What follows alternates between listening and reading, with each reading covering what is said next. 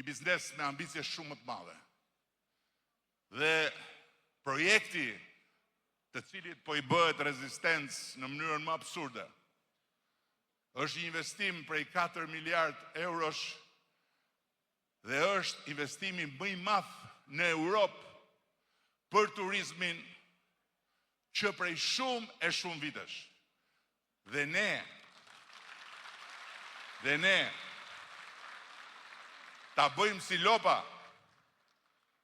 kur thot populli që e mbush kupën dhe pastaj i bie me shqen në fund,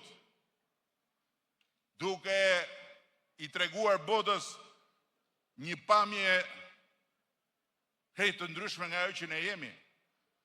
Ta bëjmë si lopa, duke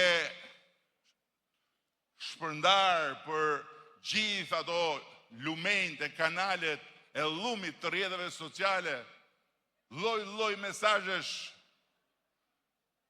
krejt gabuara, ku shqiptarët thonë ato që se kanë thënë kurrë dhe që s'mund ta thonë kurrë.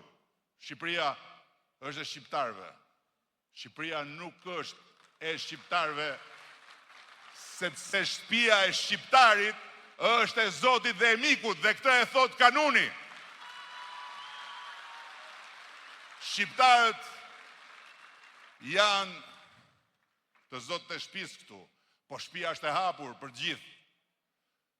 Shqipëria është e shqiptarëve, të kujton atë sloganin e tmerrshëm të Gjermanisë naziste. Gjermania është e gjermanëve. Me Gjermaninë e gjermanëve, ata që e udhëhoqën atë popull shumë të madh, atë kom shumë të madh, atë vend shumë të madh, me atë slogan e katandisën në një zhele, e bën delen e zezë të botës, e bën një vend që sot e gjithë ditën ka alarmin për të qëndruar të shkuarës në mënyrë të palëkundur, duke